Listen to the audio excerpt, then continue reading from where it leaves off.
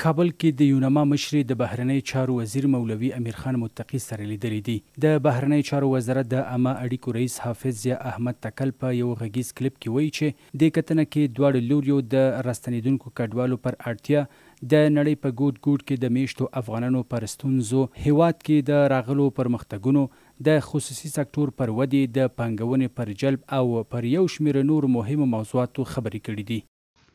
د افغانستان اسلامي امارت د بهرنیو چارو وزیر محترم مولوي امیر خان متقي سره د ملګرو ملتونو د سرمنشي ځانګړي استازي او په افغانستان کې د یونما مشري اغلي رضوا تنبایوا وکتل.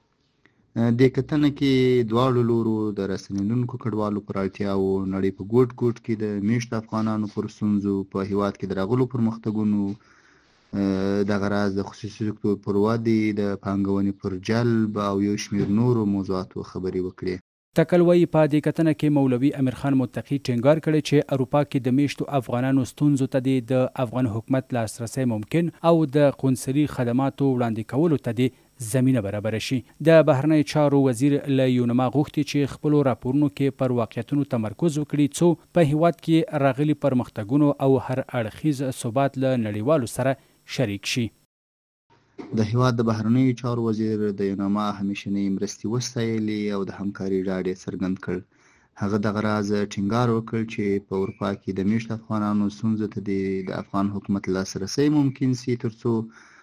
هغوی ته د قونسلي خدماتو په وړاندې کولو سره د دوی حقوقي موضوعات حل او له بشري حقونو څخه یې دفاع رامنځته سي. د هیواد د بهرنیو چارو وزیر همداراز له یونما وغوښتل چې خپلو راپورونو کې پر واقعیتونو تمرکز وکړي ترڅو په هیواد کې راغلي پرمختګونه او هر اړخیز ثبات له نړیوالو سره شریک سي. دغه راز د کتنه کې د یونما مشري روزا اوتنبایوا ویلي چې ملګري ملتونه د افغانانو ترڅنګ ولاړ دي او کوښښ کوي چې راستنیدونکو کډوالو ته د ژوند اسانتیاو سربیره په افغانستان کې د کاري فرصتونو د رامنځته کېدو لپاره د پانګونې جلب ته زمینه برابره کړي. دغه راز اغلي رضوا تنبایوا د اسلامي امارت او په ځانګړې توګه د بهرنیو چارو وزارت د همکارۍ مننه وکړه او ټینګار یې وکړ چې ملګرو ملتونه د افغانانو ترڅنګ ولاړ دي. هغې زیاته کړه یونما هڅه کوي چې راستنیدونکو کډوالو ته د ژوند اسانتیاو سربیره په افغانستان کې د کاري فرصتونو د رامنځته کېدو په پار د پانګونې جلب ته زمینه برابره کړي.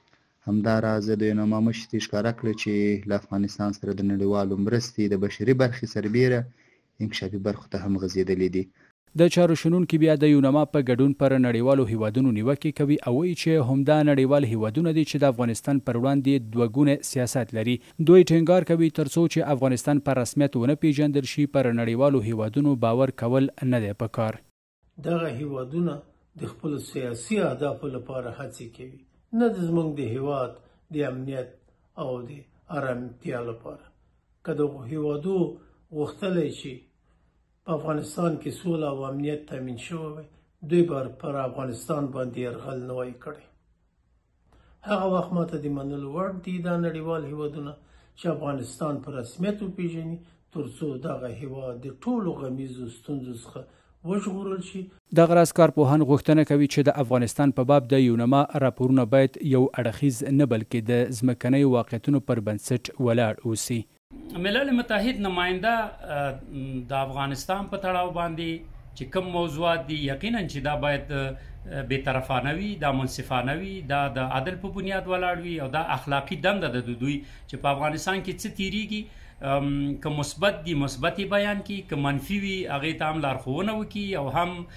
سپارښتنې وکړي او هم ترڅنګ د هغې په حل کې باید د افغانستان د حکومت سره